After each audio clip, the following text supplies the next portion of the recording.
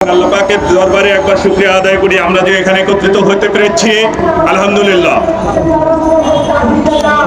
আজ যেখানে দাঁড়িয়ে আছি এই দাঁড়াতে পারিনি আমরা 5ই আগস্টের আগে, যাদের নেতৃত্বে এ দেশ আর একবার স্বাধীন হয়েছে তাদের প্রতি আমরা শ্রদ্ধা নিবেদন করছি। আবু সাঈদের মতো ছেলে বুকটা চেতিয়ে দিয়েছে এই দেশকে স্বাধীন করার জন্য। স্বাধীনতা আমরা শুনেছি 16ই ডিসেম্বর, কিন্তু স্বাধীনতা হয়েছে 5ই আগস্ট। প্রকৃত স্বাধীনতা আমরা পেয়েছি 5ই আগস্টের পরে। সত্যিকার অর্থে আমরা বিডিআরের সৈনিক। আমরা বলতে পারি না 2009 সালের পিলখানায় কি ঘটেছিল, কারা এসেছিল, কালো একটা জিপে করে কারা আসলো, হাইয়েস্ট গাড়িটা কার ছিল, সেদিন সেই হাইয়েস্ট গাড়িতে করে কে বের হয়ে চলে গেল, পিলখানার 3 নম্বর গেট দিয়ে কারা বের হয়ে গেল।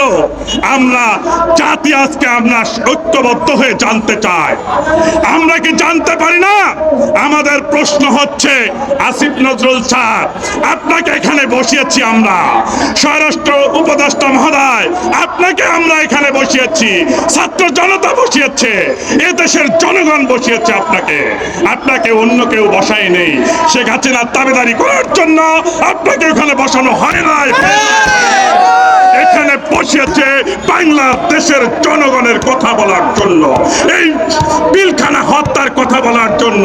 পিলখানায় এত অফিসার দ্বিতীয় বিশ্বযুদ্ধের পরেও এত অফিসার মনে হয় মারা যায়নি, যা সেদিন সংগঠিত হয়েছে 2009 সালের 25শে ফেব্রুয়ারিতে। আমার চৌখোশ, আমার শ্রদ্ধাভাজন ছাড়েরা যেখানে হত্যা হয়েছে সেটা কার ইন্ধনে হয়েছে? আমরা আবারও স্মরণ করে দিতে চাই, আমরা গুজরাটের গোসাইকে স্মরণ করাই দিতে চাই। এই দেশকে একটা দেশকে আপনারা 2 ভাগে বিভক্ত করে ফেলেছেন এবং এখানে সেনাবাহিনী এবং বিডিআর কে মুখোমুখি অবস্থান করেছেন। কেন? আপনাদের উদ্দেশ্য কি ছিল? 18,500 বিডিআর এখনো বাহিরে আছে। আপনাদের মনে রাখতে হবে তারা স্বশিক্ষিত। আপনারাই তাদেরকে প্রশিক্ষণ দিয়েছেন, প্রশিক্ষণ দিয়ে তাদেরকে আপনারা বাহিরে বের করে রেখেছেন। তারা কিন্তু এখনো শান্তশিষ্টভাবে অবস্থান করছে। আমরা আবারও জানতে চাই এই 2009 সালের 25 এবং 26শে ফেব্রুয়ারির বিচার কি আমাদের স্বরাষ্ট্র উপদেষ্টা মহোদয় করবেন কিনা, আইন উপদেষ্টা মহোদয় ওনাকে নির্দেশ দেবেন কিনা? আর যদি নির্দেশ আপনারা না দেন, আমাদের এই যে যারা এখানে আমাদেরকে ডাকিয়েছে তাদের নেতৃত্বেই ইনশাল্লাহ 18,500 বিডিআর যাবে। আমরা চাই 18,500 বিডিআরের কিছু সংখ্যক বিডিআর এখনো জেলখানার অধীর কষ্টে জীবনযাপন করছে। তাদেরকে অতি সত্বর আপনারা মুক্তি দিন। মুক্তি মুক্তি মুক্তি মুক্তি চাই, মুক্তি মুক্তি মুক্তি চাই। এদের মুক্তি দিয়ে দিন, আমাদেরকে স্বাধীনভাবে বসবাস করতে দিন।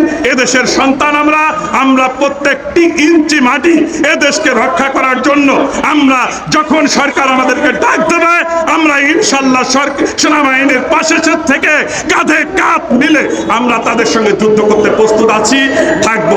আমি এই বলে আমার বক্তব্য শেষ করছি।